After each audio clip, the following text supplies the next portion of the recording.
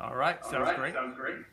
Thank you. And before we begin, would it be possible for you to share some context and also some kind of uh, concept clarity on this topic, stagnation, and also talk about how one does elevate when it comes to leadership journey? For sure. So I don't love the term stagnation, but here's what I've learned is that all of us get stuck at some point in our lives. And I don't know about you, but when I've been stuck, it has been one of the most frustrating experiences. And I'm not unique in this. In fact, let me bring up some statistics, if that's okay, around stagnation. So I'll define stagnation loosely, and then I'll dive into some statistics. So let me share my screen if that's okay. All right, we'll get this pulled up here.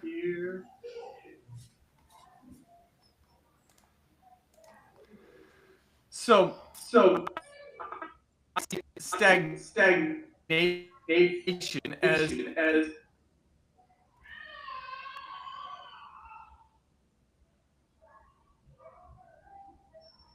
being stuck. Sorry, may have been broken up there, but I see stagnation as feeling stuck in a rut, on a plateau, up against the ceiling, or like you are working too hard. So I imagine all of us have been there, and I imagine you may be feeling this way right now. In fact, in some recent research that I've done, I found that 76% of people regularly experience stagnation. And I found that 54% of people are willing to admit that they're currently experiencing stagnation. So that's pretty incredible, right? That's over half. This is the majority of us struggle with stagnation in some form, and in pretty meaningful ways. Now, there's only 4% that are feeling extremely stuck, but there's 80% of people that are feeling at least moderately stuck, if not very stuck. And then to kind of put a cap on this, what's interesting is that only 24% of people feel like they know how to get unstuck. And 20% of people who don't feel like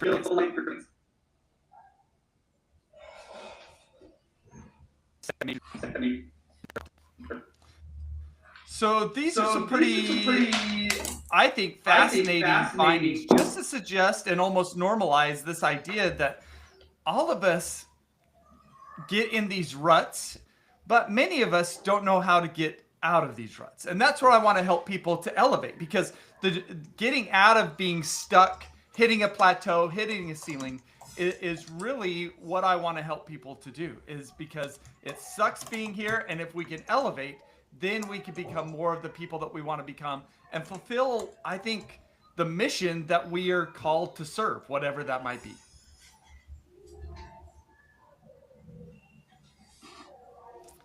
Any thoughts on your end as you see these statistics, Basker? Yeah, two things. One, this is a universal phenomenon. I'm not alone, or some of my clients whom I speak to, they are not alone. It is very important for all of us to recognize that this pandemic has pushed us far beyond our imagination. Right? The epidemic of loneliness, the epidemic of languishing, as Adam Grant put it, which is opposite to flourishing, and this epidemic of stagnation. All of these are related in somehow, right? The digital revolution, the digital natives who are so hooked on to scrolling for lots of messages. We feel the dopamine deprivation when we don't get hit by new insight or a high or a high satisfactory response through these external sources. And that's the same thing we expect in our career as well. We got to learn and experience boredom. Sometimes boredom is also a good emotion to have. Thank you. Thanks, Ryan, for the statistics. No, for sure. And so I think one of the things that I want to also recognize is stagnation is, once again, it's a common phenomenon. And the reality is there's different facets of our life that we might be stagnant in, but we might be very lively in other facets of our life. And that's okay, right? In our life, we're going to kind of ebb and flow. But what we need to recognize is that stagnation inevitably precedes transformation. And so it's not a bad thing if we get to a place where we're stuck, because that now becomes the impetus for us to transform and to elevate ourselves. And so if you're listening to this and you're somebody who is feeling stuck in some way, I almost want to say awesome, because once we recognize it, then we could do something about it. Now, one of the things that I found, and this is why I think most people don't really know how to get unstuck, is that in order to pass our stagnation, we need to understand that the solution lies at deeper layers of who we are. So I'm going to show you an image here. And some of the text is kind of small on this, but I want you to think about how we've got a tree metaphor. We've got the leaves. This is what we could see. This is our visible stagnation. And we could generally recognize if we are experiencing this visible stagnation. So this could be relational stagnation, purpose stagnation, career stagnation, or physical stagnation. So most of us can generally recognize if we're feeling stuck in one of these areas. But what we commonly struggle with is some of the deeper level issues that are going on. I'm going to call it at the trunk, structural stagnation. And so this could be cognitive, emotional, behavioral, or identity stagnation. And then, even then, if we are stuck in any sort of way, at the very root is because we have some self-protective mindsets that are holding us back. And so ultimately, if we want to resolve any issues that are occurring at the visible level, we've got to drill down into the deeper levels and awaken to the structural stagnation, or even at that mindset level. And I could bring up different descriptions of these, but if you want to take as Bhaskar mentioned, a personal stagnation assessment to get a sense of where you're at across these 3 different levels, then this is a free assessment, probably take you about 10 minutes to complete, and hopefully will give you some really deep insights.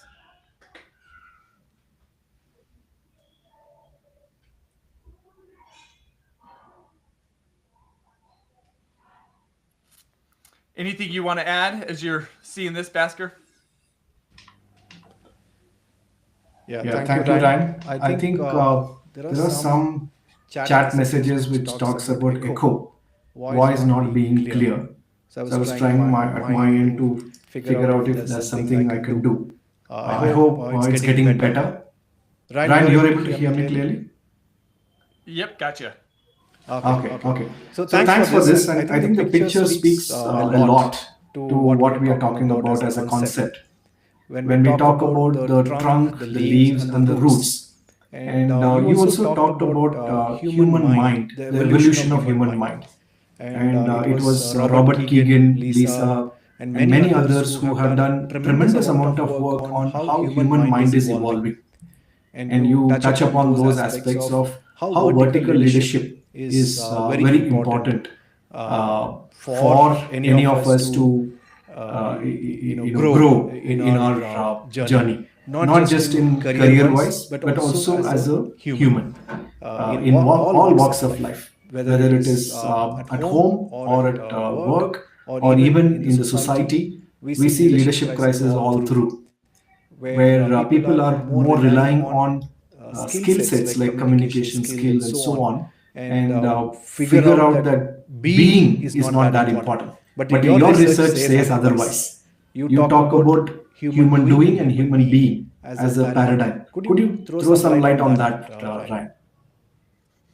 Yeah, no, it's a really great distinction, because I think one of the things that we need to recognize about ourselves is we have 2 sides of ourselves. One side of ourselves is what I call our doing side. This is our level of talent, knowledge, skills, and abilities. And I think we generally know about this aspect about ourselves. We know what talents, we know what abilities that we have. But we've got another side of ourselves that I don't think that many people are truly aware of, and that's our being side. And our being side is the quality and sophistication of our bodies. Is that when people are feeling stagnant, they generally focus on their doing side. They try to push harder. They try to gain more skills. They try to get a new degree, a new certificate, something along. They try to. But the reality is if we want to get out of our stagnation, it isn't about pushing harder. It's about elevating our being, our internal operating system. And that's what this framework allows us to do, because when we get down to that mindset level, we are now starting to work on our being, on the wiring of our body. Because what we've got to do is we've got to expand our capacity, right? This isn't about adding new apps onto our iPad. That's doing side development. That's what's called horizontal development. If we want to rise above our stagnation, become the people that we want to become, we've got to upgrade our internal operating system. And that's what being side development is all about, or what we call vertical development. And so this is, I think, a place, this being side, very few people are aware of it. Very few people focus on it when they try to develop. And very few people even know what tactics are available to elevate along our being side. If we let of those things that I've experienced, we go transformationally. In fact, that's really the focus of my new book, Becoming Better, is elevating along our being side. Yes, Ryan, thank you. In fact, yes, that's the book we're talking about, Becoming Better. And when you are talking to corporates and you're talking about teams, high-performing teams, how does this leader-team member exchange affect them? What are the factors you see where a high-performing team can also adapt to this concept and start growing as one single unit? Well, what I've learned is that the being side altitude of a leader sets the ceiling for the effectiveness of the team. And so if we want a team to elevate, we've actually got to help the leader to elevate, to upgrade their internal operating system. And when they do that, they start to operate in different ways. They start to focus on different things, and they generally are much more focused on ensuring the team is successful as opposed to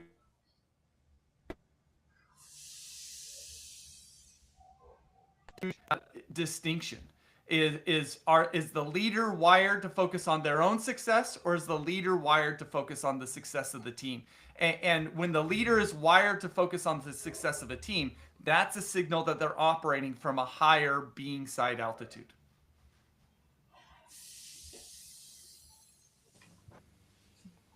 Absolutely. That's right. And when we talk about wiring, neuroscience come into play. And you have articulated neuroscience behind the entire concept of vertical development so eloquently, so well. And you talk about three sets of success formula for creating a good mindset. Would you like to talk about it?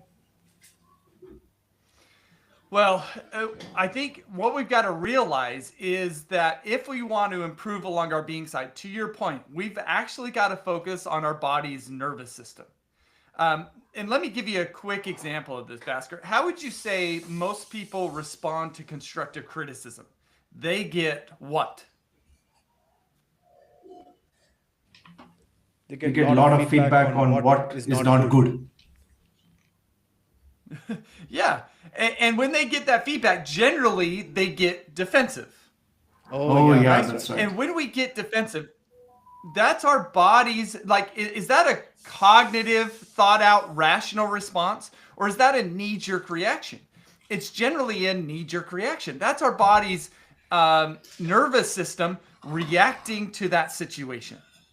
And that's also a sign that our body's nervous system isn't yet as sophisticated as it could be.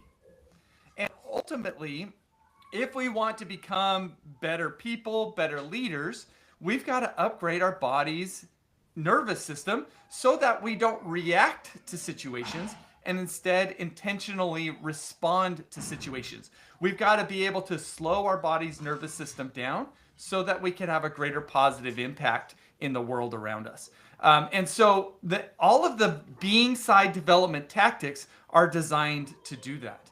And I think in my mind, there's kind of 3 different layers of tactics that we can think about here.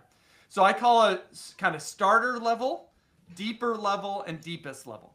So at the starter level, these are tactics like meditation, yoga, journaling, gratitude journaling, even cold plunging, because these are all, I would say, kind of habits or relatively daily rituals that we can engage in to better regulate our body's nervous system. And so that's where most people start. And I think it's a great place to start, and generally where we have to start before we start into the deeper levels. At the deeper level, this is where we want to start to awaken to the programming of our internal operating system. This is where I primarily focus because I focus on mindsets. Mindsets are a great way for us to investigate our programming. But we could also kind of look at, I'm going to call them if-then statements, such as, if I receive constructive criticism, then do I get defensive? Or if I get cut off on the freeway, then do I get angry? Right? If we can identify these if-then programming and surface that, or if we can surface our mindsets, then we could go about doing the work of changing and upgrading our programming. So that's the second level. At the third level is where we generally need some professional help, generally through some form of therapy. This could be trauma therapy, neurofeedback therapy, or even there's some research coming out about psychedelic assisted therapy. So these are generally where we're going to need a guide, a support to walk us through that process. And if we can get, the deeper we go, the more transformation that we're going to see in our lives. Absolutely. Thank you, Ryan. And as we discussed earlier, this is a Q&A session. And you had done a wonderful job of explaining the concept of stagnation and vertical development. And you also shared your assessment link. And it's gracious of you to provide that link for free for people to use it and also get a report. And this is something I've really appreciated you, the giving and abundance mindset that you show all the time. I have few callers lined up who would like to ask some questions and also interact with you. Is it okay for me to dial them in? Let's do it. No, this will be fun. Okay, fantastic. So first in the line is Miss Yashna. I'll just put up her profile so that you can follow. Okay, there you go. So Yashna Ray, she is a HR director at Subco Coffee, and she's passionate about people, and she recently got recognized as 40 under 40 by BW People for her impact and insight. Let me call her right away and put her in touch with you, right?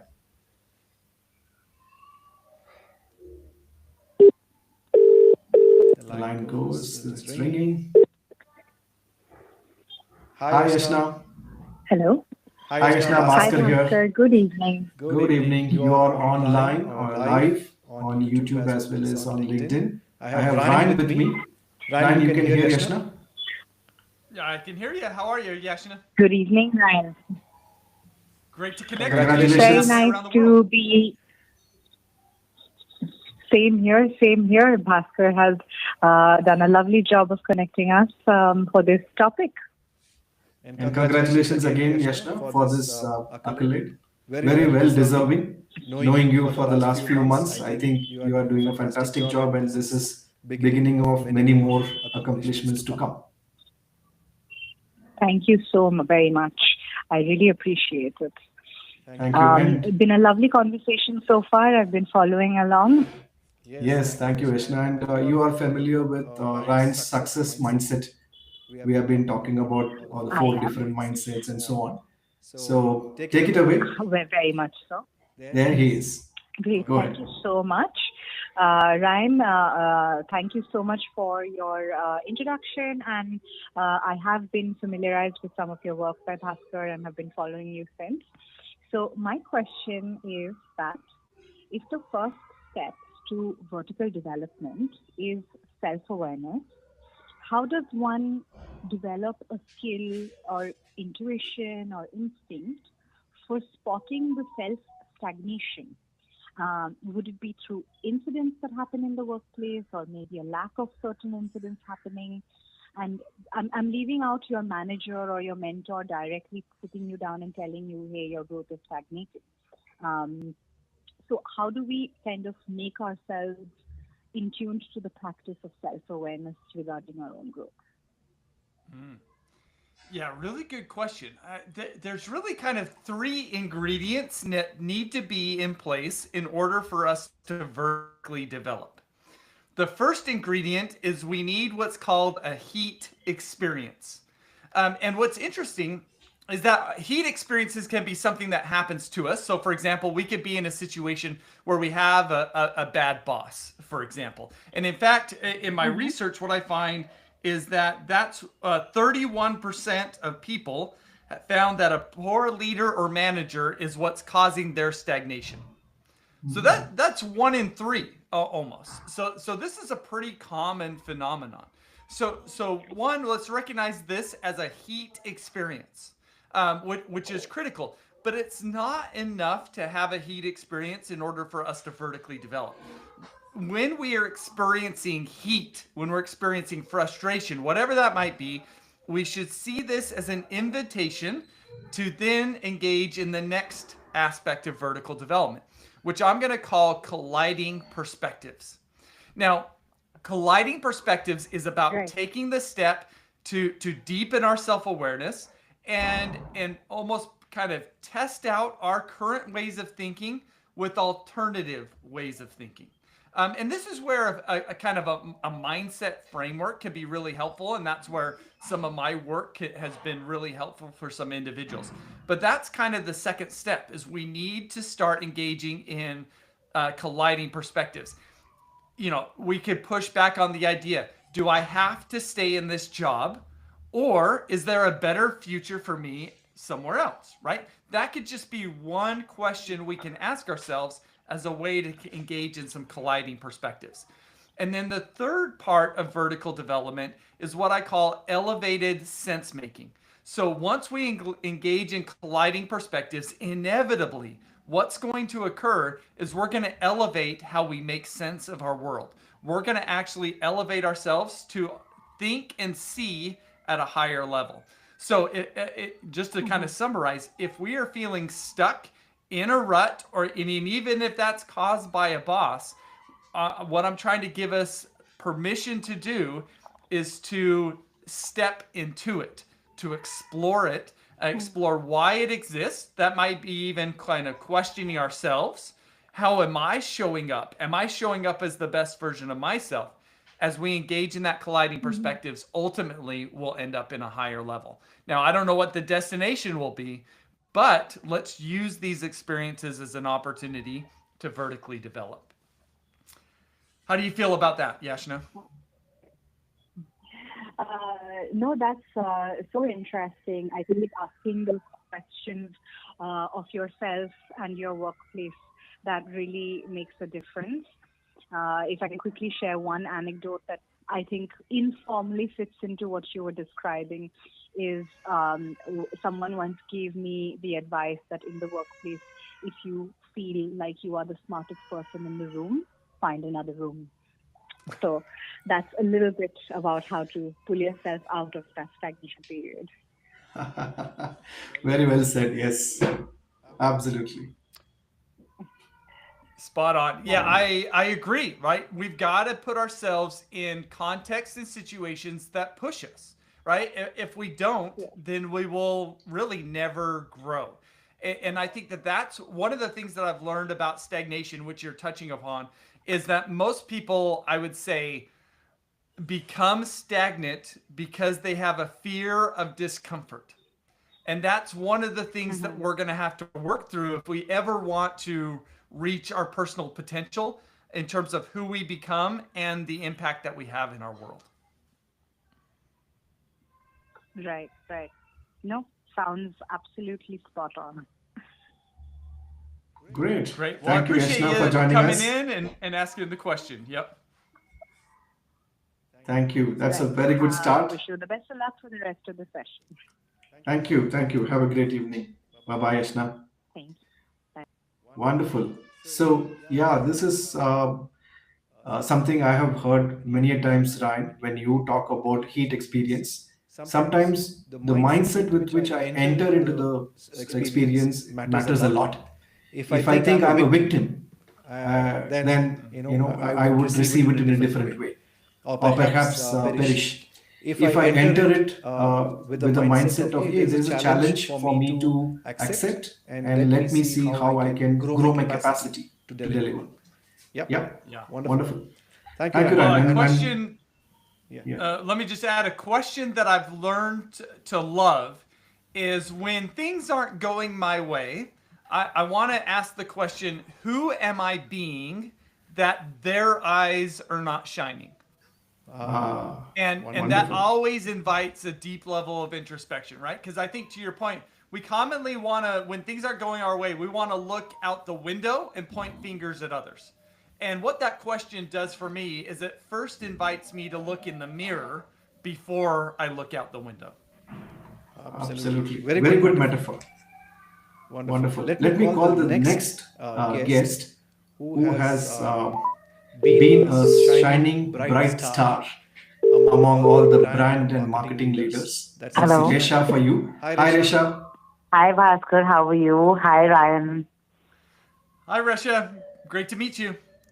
Great to meet you. It's been a lovely session. I actually am one of the people who has taken your tests, and I was very impressed with how you had the whole, analogy of the tree and the roots and the trunk and the leaves. And honestly, there's a lot that I uncovered because I realized that I've been stuck in a comfort zone of sorts.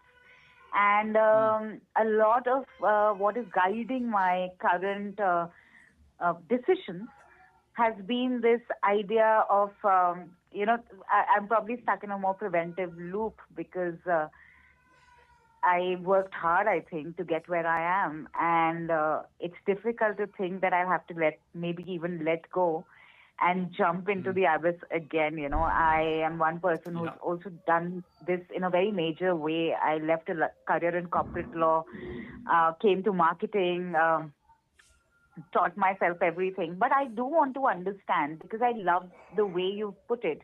I would love for you to tell me a little more about how reprogramming at the root level, does it also impact everything from trunk to leaves? It will, right? So is that the only place which is important that we go after? Um, I'm not going to say it's the only place, but it's a really great place because it resides so deep within us when we look at the mindset level. And did I interpret that one of the things that you was revealed to you is this need to kind of push beyond your comfort zone to be less preventative? Did I interpret that correctly? Yes, yes, absolutely. Absolutely. Yeah.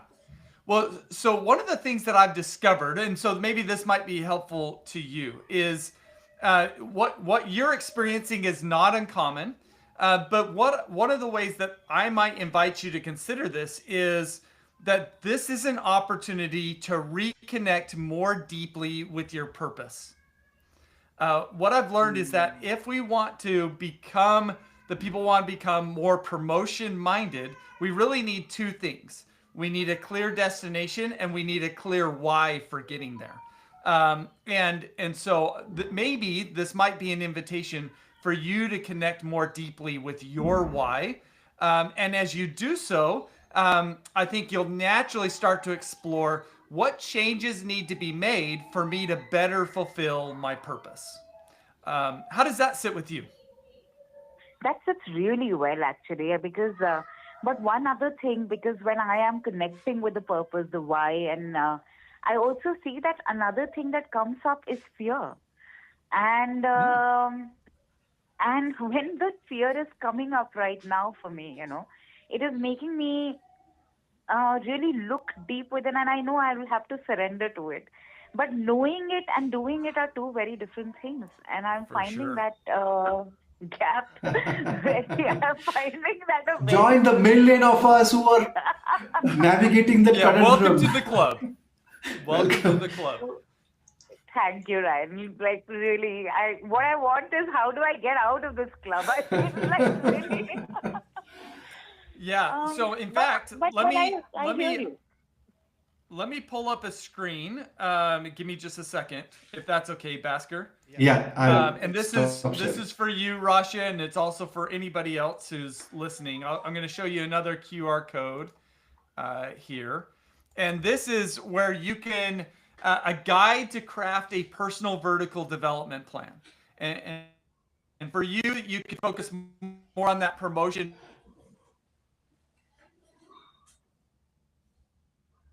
mindset, and then there's a whole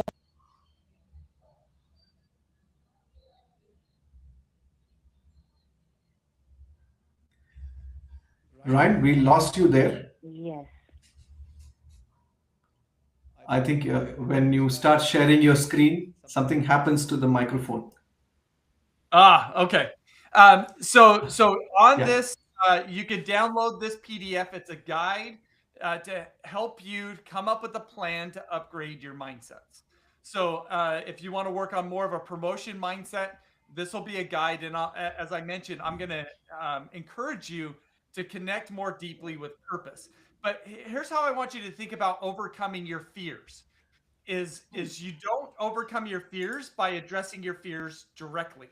You overcome your fears by first shifting your mindsets.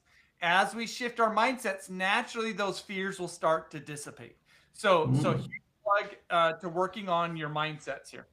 But I'm also going to point you in the direction of an author that I will highly recommend. Her name is Whitney Johnson. She's written several books, including the book Smart Growth. And she talks about learning curves and how the course of our journey, our progression, is about going from one learning curve to the next. Now, when a learning curve is when we're on a learning curve, we generally start down low, and then we gain kind of certain level of expertise. We ramp up that expertise, and then we'll plateau at the top of that learning curve. And the reality is we're always going to hit a ceiling with our learning curve. And in order for us to continue to progress, we actually have to step down onto a new learning curve. And that's always going to feel uncomfortable. We're always going to feel fear, but it's only by stepping down and jumping onto a new learning curve that we could spring forward to a higher level. So that perspective, I think, also might be helpful in the place that you're currently at, because it Oh clearly seems that wow. you've kind of that place and we're asking, what's next? What's the next thing that I need to jump onto? And if you could combine that perspective of connecting to purpose with the perspective of these learning curves, I think you're going to blast off.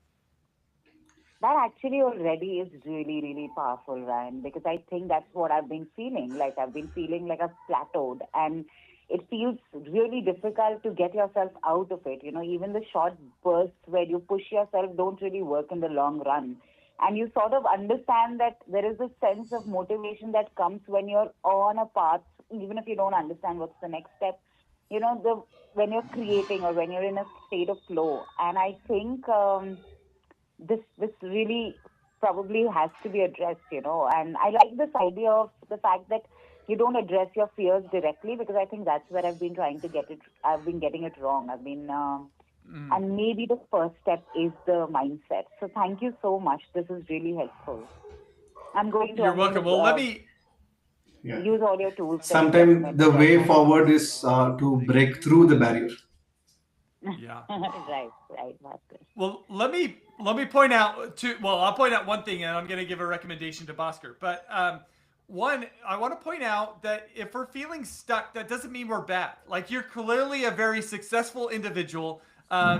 You've reached a certain level of success. You are incredibly productive. You are having an impact on the world, right? It isn't people that are kind of in a bad place that get stuck. Even great people get stuck, and that's okay. It's normal. It's part of the journey, right? But again, it's an invitation for us to elevate. And so what I'll encourage Bhaskar, if you're willing, I'd love if you could send one of my books to Resha, just because I want to give Resha kudos for her vulnerability. Yay, Like, thank you wonderful. for showing up, and sharing this idea that you're stuck, right? I imagine, one, that's not only difficult to do publicly, but it's difficult to do as a high-level leader who's also female, right? It's right that's not easy. But what I've learned is that vulnerability is where our power comes from. So I just want to send you some kudos, Resha, for your willingness Fantastic. Really to kind. step Thank into you it. Congratulations, so much, Resha. You won a ebook from Ryan. Thank Thank you, you. Bhaskar, but thank you, Ryan, so much. This is very encouraging, and I'm going to get in touch with both of you probably even outside of this Yeah. because I've actually taken this on, so I really want to get to the next whatever learning curve, and however uncomfortable with it is, I do want to get to the next stage of whatever is calling to me. Fantastic. And Ryan, she is I love a it. TEDx We're speaker, rooting for you and happy to help. and she's been on TEDx. She's been a groundbreaking icon, a model, role model for many aspiring women across the board. And I have seen her in close quarters for the last 2.5 years. And I can vouch for your spot on identifying that, yes, she is the star. Thank you. Thank you, Resha, for Thank you joining so us. much for all the kindness, both of you. Bye-bye. Thank Take you. care. Bye-bye. Bye. So, Ryan, are we ready for the next caller? This is a Let's do friend it. of mine. We have been in touch since year 2007. And this is someone whom I really, really cherish as a relationship. And this guy has gone on to lead leadership development and learning for various organizations. And as you can see, he has got Brandon Hall award so many times, best CLO award for so many times. And he's also a avid networker, a very good friend of mine. Anil, welcome to the show. Thank you for Hi, agreeing to be part of Bhaskar. this. Good evening. Can you hear me? Yes, loud and clear. Ryan, you could hear Anil? I've got you, Anil. Great to meet you. Thank you, Bhaskar. Thank you for making me part of this quick chat. Now I understand why you asked me to do this. A couple of months back, Bhaskar, when we met, you spoke about vertical development. You introduced the concept to me. But what's really interesting, Ryan, is over the last decade or so, I actually evolved my own personal framework, which I call being, doing, and becoming, which is exactly similar to what you have. Love it. I have it in slightly different way, but I can relate. So being, if I had to simply define it, being is who you are every moment. Doing is what you want to do, being who you are. And over the last couple of years, I added the third element of becoming, which is, how to become a better version of yourself. And I actually create a small framework where I, every year, as we get closer to end of the year, I actually sit down and iterate on my being, doing, becoming goals and share with a couple of my close confidants. Bhaskar is one of them. Yes. So now I understand how Bhaskar was serendipitously trying to bring me together. So thanks, Bhaskar, for doing that. You're welcome, my friend. Yes, you have Ryan here. Are there any questions, anything you would like to ask or chat with Ryan? Yeah, definitely. So, Ryan, one question I have for you is because I do a lot of work in the leadership development space. I had the Leadership Academy for a two-wheeler manufacturing company, which is fourth largest in the world. Now, the different frameworks and um, you know uh, frameworks which we refer to. Obviously, the Ramcharan's model of leadership pipeline when people move from one level to another transitions. So what I wanted to understand is, and I do a lot of the transition work, be it at a group level or when people get promotions or when people are identified as a top talent or people are not identified as top talent, and then also when people get promotions. So what I wanted to pick your brain is, I'm used to working on when people move through the leadership pipeline, they need to have a mindset shift and then focus on the skills and practices. Is a simple framework I work on. I wanted to understand, how does vertical development fit into when you talk about transitions, especially in a career and talent perspective from an organizational framework. Wanted to understand what's the opportunity to look at vertical development as a component to integrate into it. So I hope I'm clear in my question, or else I can clarify it further. So. Well, let me give you some statistics. So, if we look at, as I mentioned earlier, if we got our doing side and our being side, we can kind of break this up into 4 quadrants, right? We've got low doing, low Yeah. being. We've got high Yeah. doing, low being, high Mm-hmm. being, low doing, and we've got high being and high doing. Okay, does that make Mm-hmm. sense to you? Yeah. Yes, it does. Okay. So what's really interesting is where we find most people. So where we find most people is in the low quadrant. If we just look across the kind of just general population, most people are Mm-hmm. low. In fact, research suggests, at least in kind of in a U.S. population, is that Mm-hmm. 64% of people operate in low.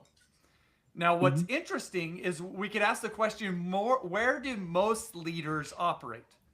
Most leaders Mm-hmm. operate in the high doing, low being quadrant. In fact, what Okay. research has All found is great. that 85% of executives operate in the Mm-hmm. high doing, low being quadrant, right? And Mm-hmm. why is this? Well, who do we generally promote as leaders? It's people who can do stuff really well, right? True. And so we generally promote people who can do stuff really well, but that doesn't necessarily mean that they have the being side altitude to lead effectively. And so this is where vertical development is so crucial, is because most people have the ability, talent, knowledge, and skills to be in a leadership role. But what I've learned is that Mm-hmm. most people don't have an internal operating system that is wired for effective leadership. And so Mm-hmm. when I work with organizations, this is generally what I'm helping them do. I'm helping them elevate their leaders up along their being side so that we could get them from the high doing, low being quadrant to the high doing, high being quadrant. Does that make sense, or what? Do you want to add on any other questions there? No, that makes a lot of sense because also from the perspective of when we want our leaders to be champions of the organizational culture or lead the way, being I'm looking at being both from the I really like the phrase used of an internal anchor or something similar. So starting with being truthful and honest to yourself, but also being a role model and being truthful and honest to your value system of the organization is a natural progression. So that definitely makes sense. I'm going to do a little more read up. I took your first assessment. The results are really amazing. I really like the metaphor of the trunk, trees, and the leaves. I got my own personal score. I need to admit, I got slightly lower score on the relationship side and the physical, which I've been conscious about, but I need to take some actions around those two. So thanks for making it more uh, here and now for me, both Bhaskar and you. Thank you. Thanks for doing that. I'm going No, to that's awesome. read up your Well, no, book I appreciate you tuning in, and and yeah. yeah, hopefully it just helps you, get that little plug to just here's an Oh opportunity yeah. to elevate. So appreciate you taking that, and then yeah, if we could be of any support moving forward, let us know. Thank you. Will do. Thank you. Thanks a lot. Thanks, Gottfredson. Anil, for Thank you. being here. Thank you. We'll catch Yep. up soon. Thanks, Anil. Bye bye. Wow. So, Ryan, you are making this accessible to many of us. I think that's very powerful. And when people talk about how this has been helpful, that goes without saying that your work is creating a lot of impact, Ryan. Well, Our one of next the things that I'm caller. also observing, right, Yeah, is that the deeper we go inward, the higher we can go in terms of our vertical altitude. absolutely. Absolutely. We have our next guest, Ms. Sandhya Sriram. As you can see, she is one of the bright, shining star. She is a group CFO of a large conglomerate of healthcare segment here in a global one, in fact. And she's been recognized as Asia's 100 power leaders. And Sandhya, welcome to the show. Thank you for joining us. Thank you, Bhaskar, for inviting, and And I've been really very intently listening to the session from the time it started, and um, I think one, of course, is a lot of what was spoken is very intuitive, but at the same time, when you apply it to what we do or we don't do, we realize that how much we don't do, even though we know, or how much we don't be, if I have to use your being side. So it's a very, very eye-opening and very energizing session so far. So thank you for inviting me. For sure. Well, thanks for coming on. Yeah, any questions that I could help with? So I wanted to talk about cultural stagnation in organizations.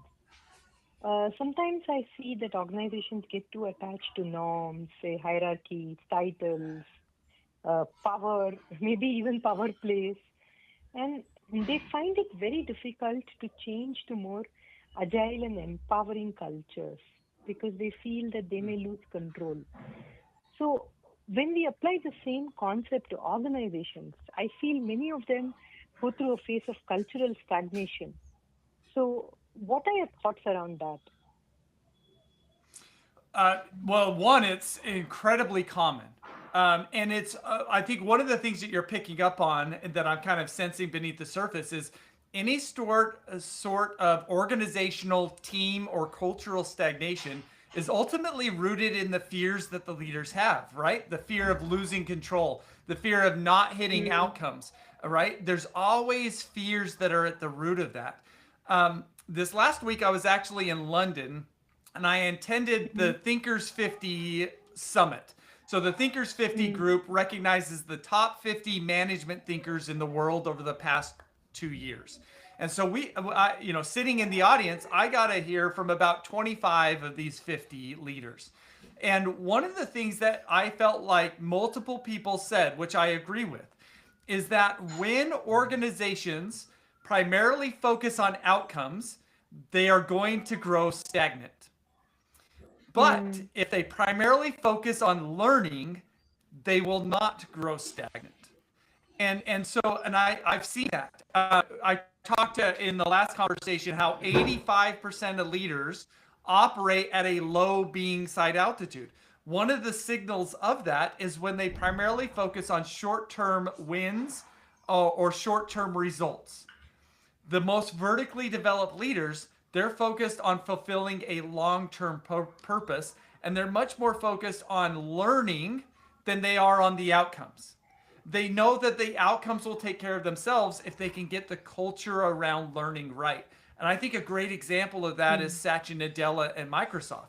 I mean, when he came in as CEO, he said, put on every name tag in the organization from know-it-all to learn-it-all, right? He's been focusing on learning, and we've seen the impact that that's had.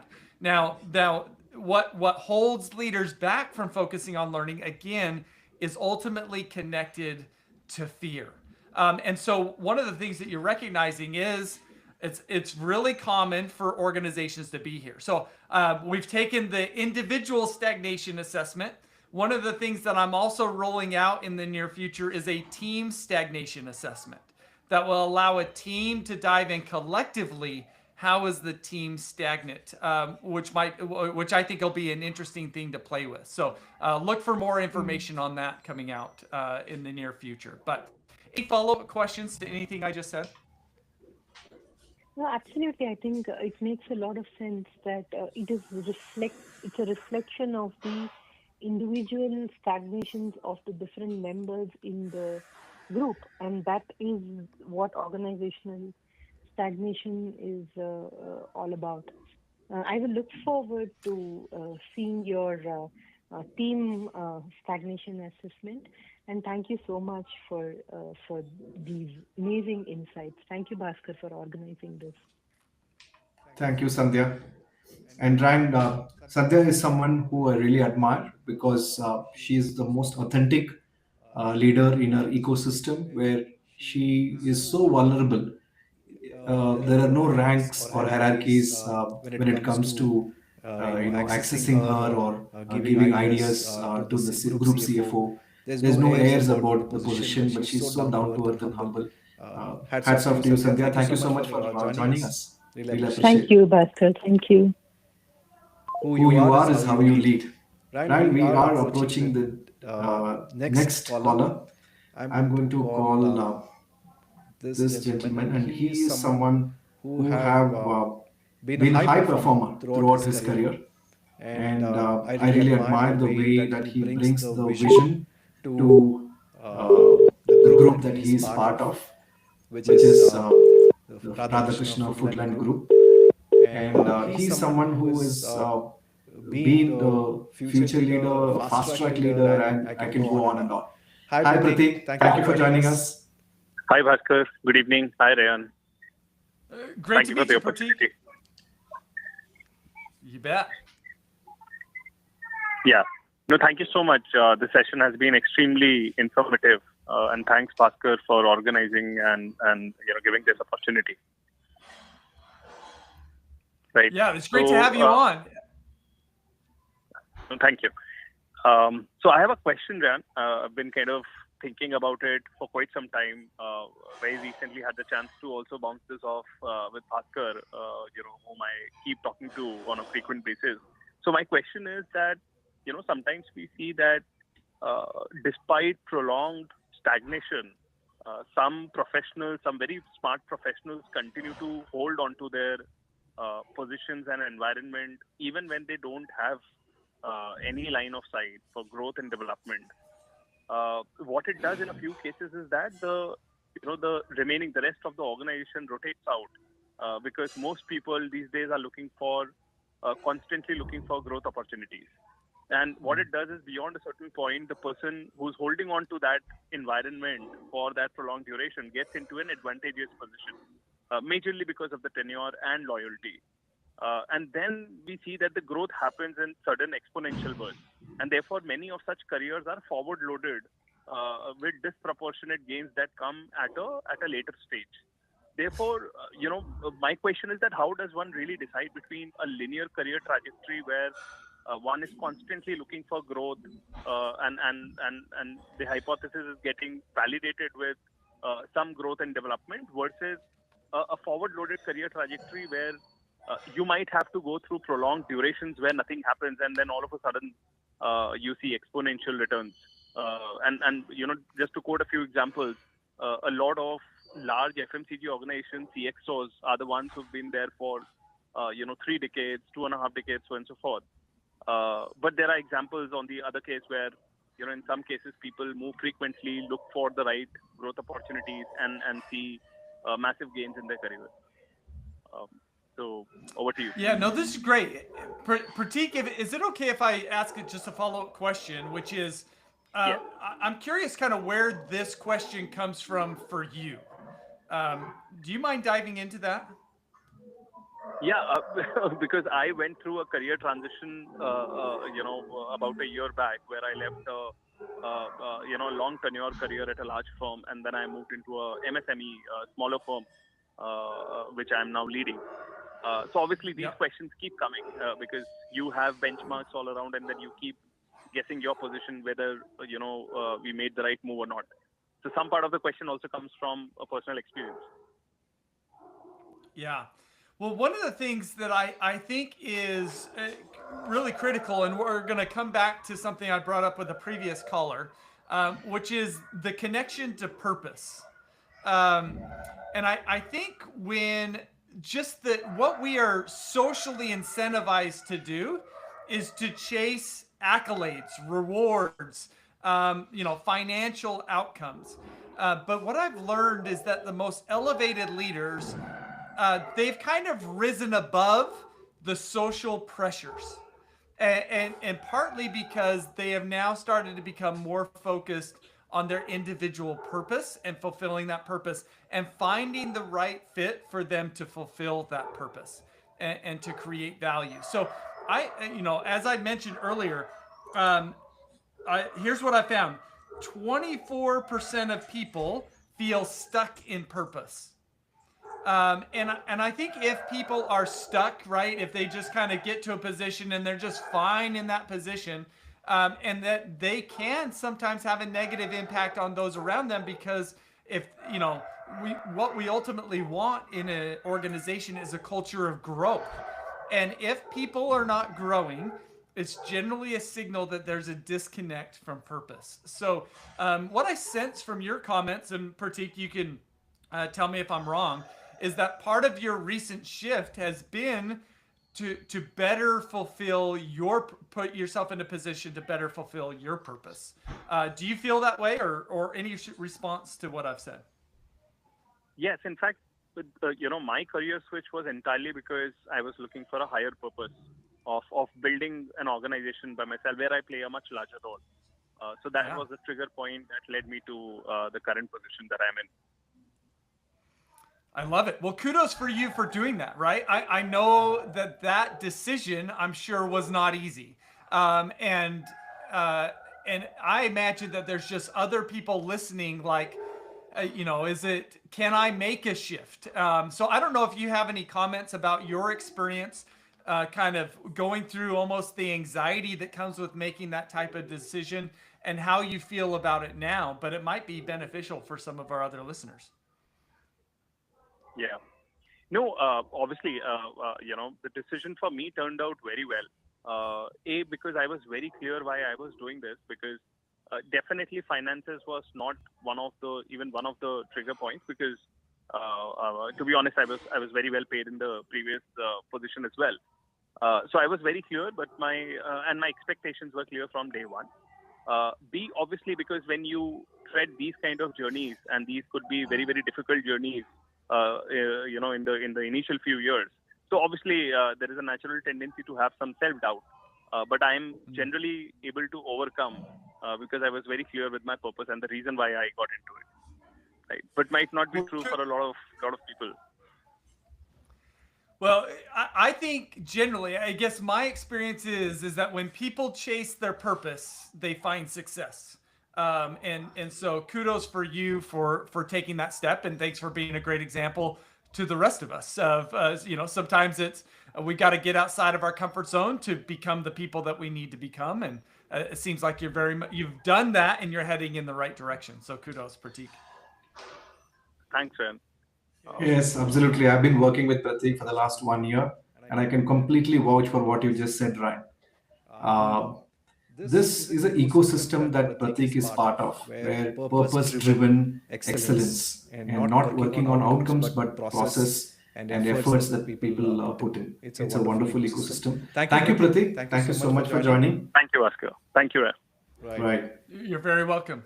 Hey, Bhaskar, here's an observation that I'm having as we've spoken to a number of great people that you've had on.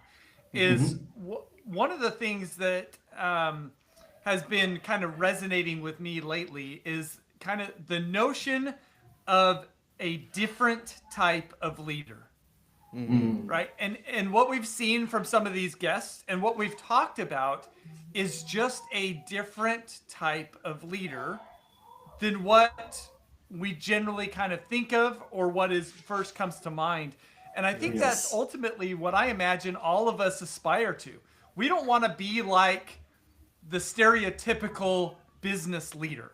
We want to be a different type of leader. We want to be a humble, a complex leader, a wise leader. And that's ultimately what happens when we engage in this vertical development. We become a different type of leader. And fortunately, I'm blessed with such wonderful people around me. And that's why you could see many of them lined up from that background. I have one more caller, Ryan, if it's okay. Can I dial him in? Let's do it. Okay. His name is Madan Manohar, a very seasoned private banker, more than 2 decades of experience in wealth management, a good friend. We have known each other for more than 2.5 decades. Madan, thank you so much for joining us. Can you hear me, Madan?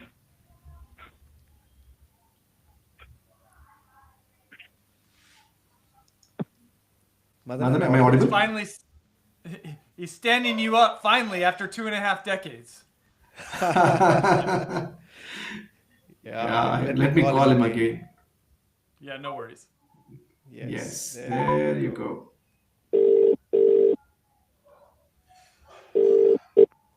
Madan, can Madan, you can hear you us hear now? us now? Yeah, I can hear you. I think it is Hey, possible. awesome. Many thanks. Yes, Yes, there you there you have have Ryan Ryan here here with with us, us, and and over to over you, to you, Madan. Madan. Wonderful. Hey, Ryan, nice, watching you here live. Bhaskar has, of course, been speaking a lot about you over the last few years. Oh, In fact, you have been featuring in a number of our conversations as well. So well, great it's catching great to up, be and thanks, connected. Bhaskar. Yeah, beautifully connected. So, see, while I was kind of hearing bunch of questions over the last 10, 15 minutes, one of the things that has been um, kind of near the back of my mind for a while now is what I'm seeing with the younger generation in particular, and for a number of us as well. My question is more related to something slightly more topical right now, as to how is AI impacting work roles in terms of stagnation? Is it increasing stagnation? Is one of the biggest query that is coming to mind. At a horizontal level, of course, things are getting automated. AI is kind of helping things get done faster. The doing bit gets done much more faster. But at a vertical level, it kind of is, leading to some amount of numbness in terms of, because you're getting things done faster, you're getting things done much more easier. Is it creating a scenario where you're not probably looking a little bit more inward, more so from what you're seeing from the emerging leadership of the younger set which is coming through? Yeah. Uh, really great question. And I think that there's a lot of complexities and different directions we could go with this. But I think as a whole, artificial intelligence is a tool. And I think it's neutral, right? In the sense of, is it good or is it bad? I think it's neutral. It all depends on how we use it. And I think a lot of people are proclaiming the value of artificial intelligence for helping us do more stuff and do stuff more quickly.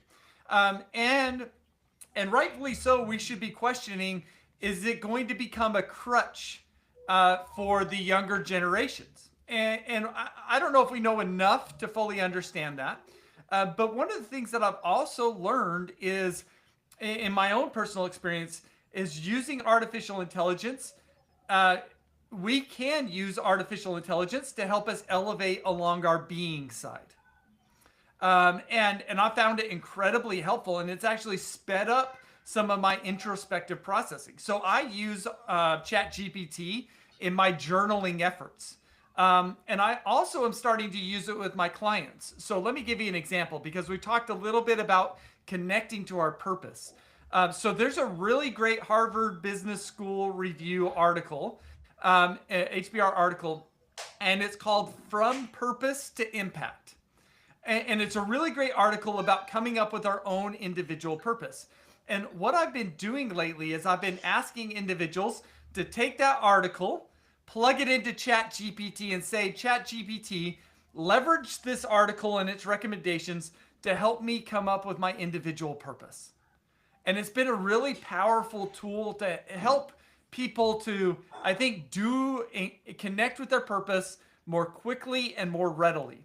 And that's kind of, I consider that to be a vertical development use of artificial intelligence.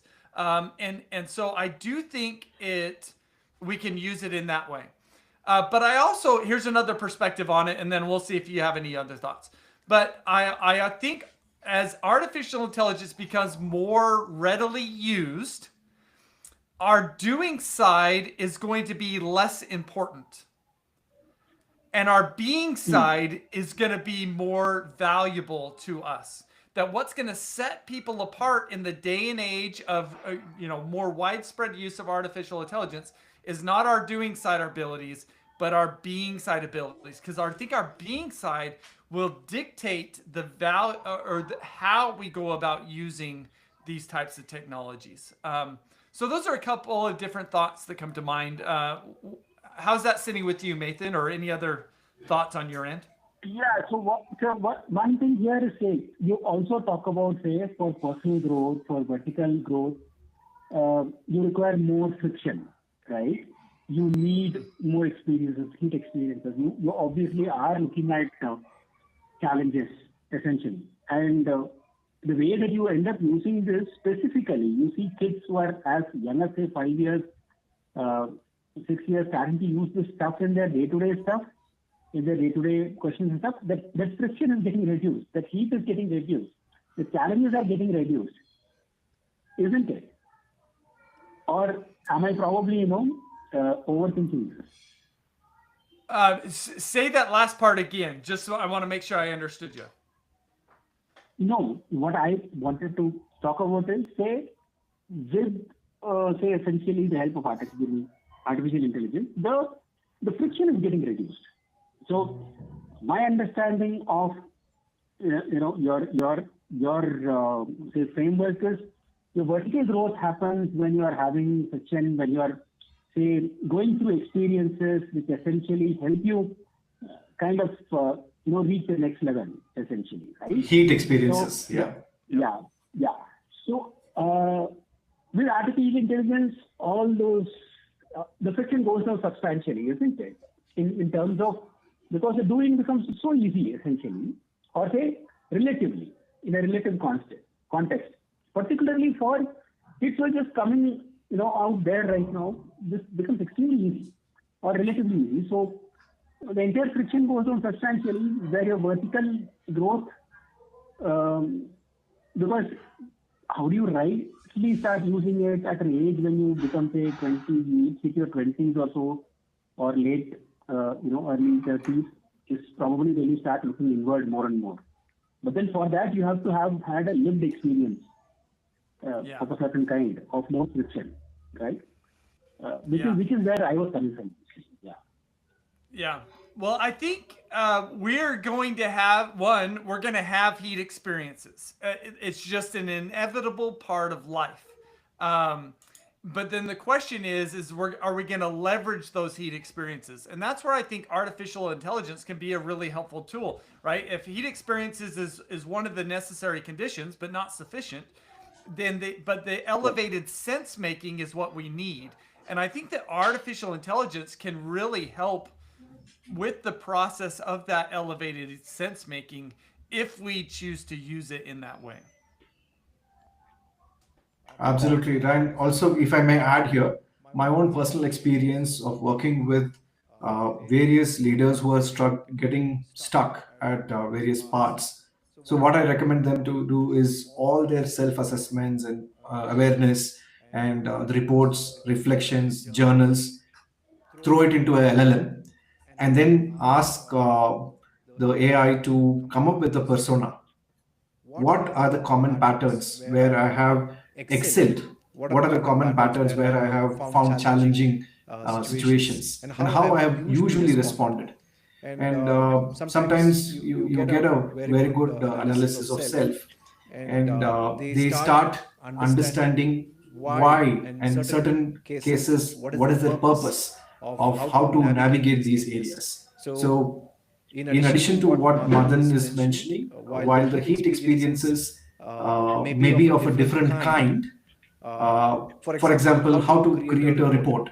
I may have in the past struggled to write 2 or 3 paragraphs at a go. Now I have AI to help me out in few seconds. That heat experience is gone.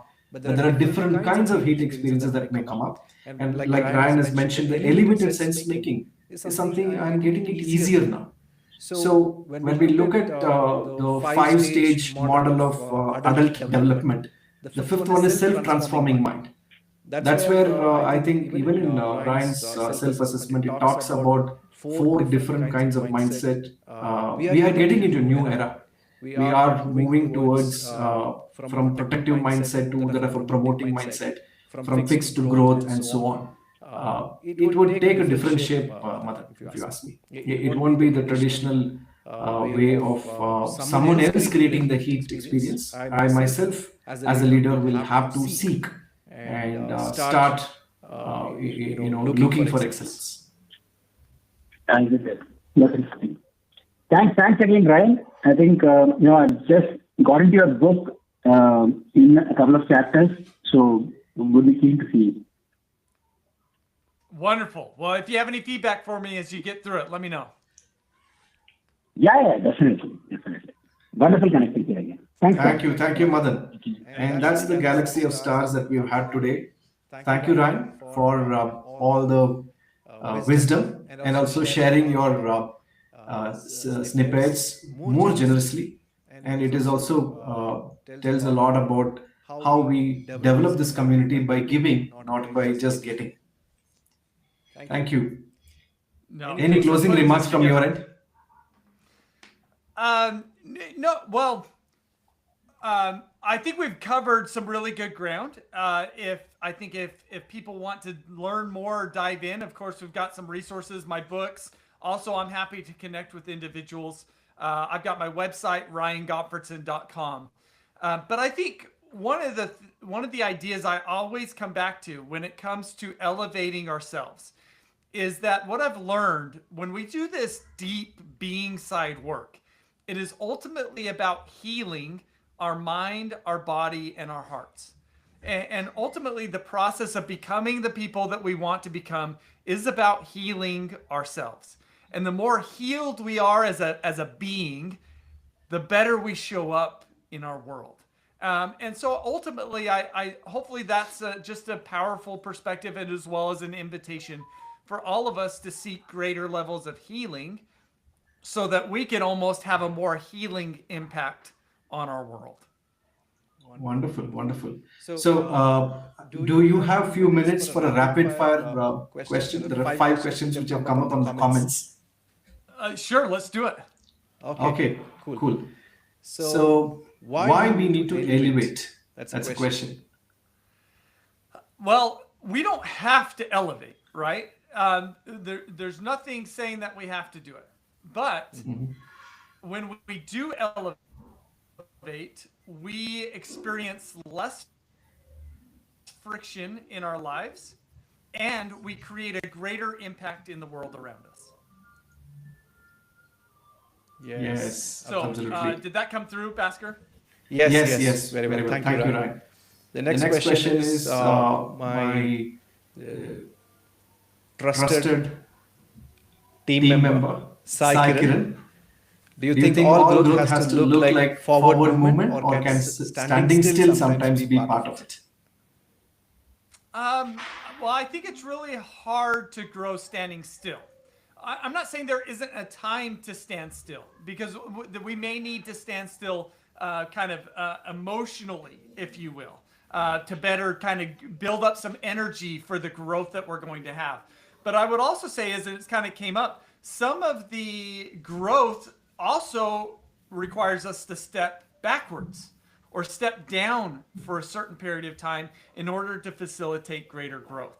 So I'm not going to say that there's a one right answer. There's a time and a place for everything.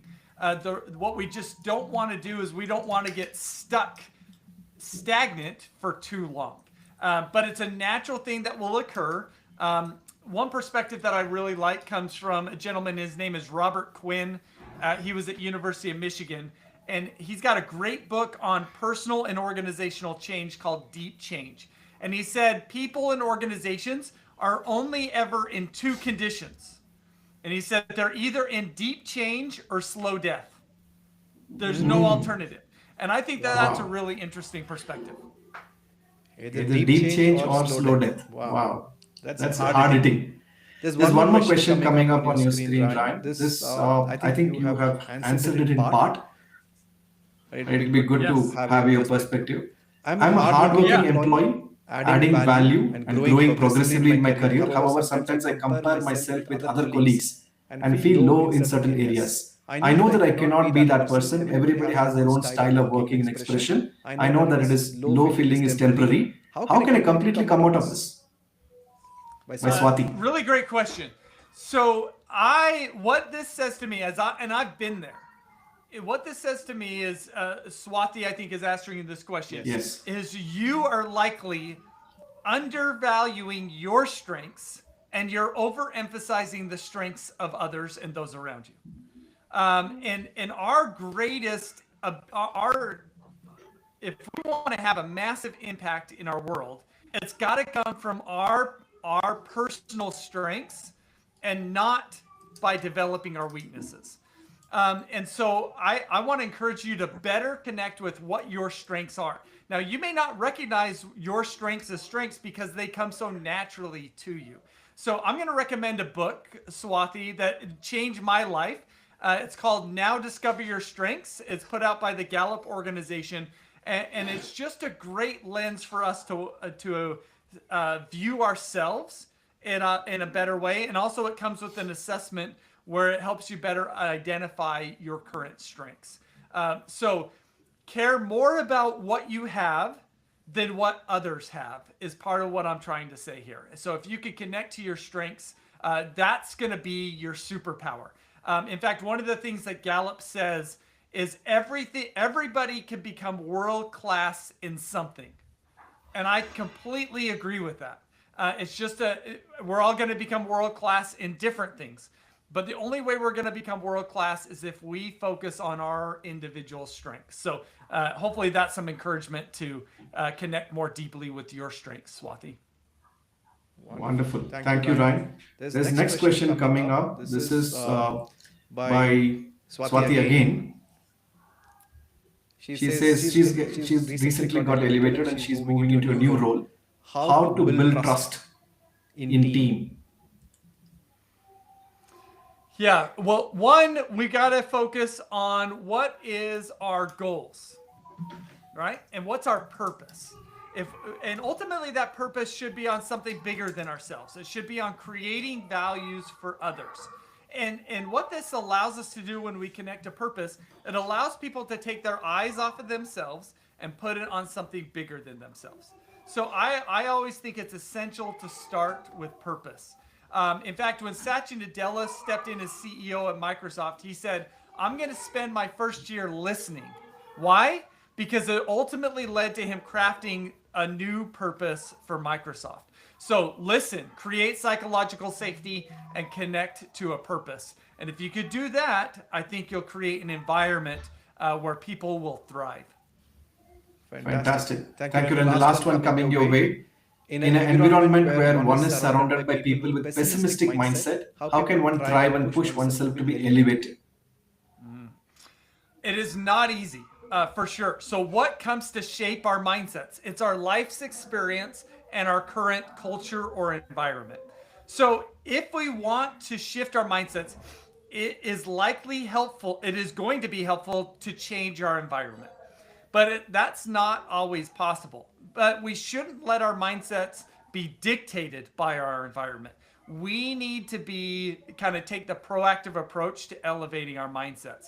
And so that's where I feel like my mindset framework is just a really helpful tool. Because if we could put labels to our mindsets, then we could start working on our mindsets. Most people just don't know what mindsets they have. They don't know what mindsets are out there. So if you want to dive into mindsets more deeply, go to my website, ryangottfredson.com, take the mindset assessment, and I think that'll be a really good starting place. And then, of course, I've got some books, or just reach out to me to connect more deeply on the topic. Thank you, Ryan. You've been very supportive and support as a partner, as always. And I just wanted to shout out Sai Kiran for all your support. Without Sai, I think this would not have been possible. Thank you, Sai, for all your undivided attention in small things that we have done together to make this live session a reality.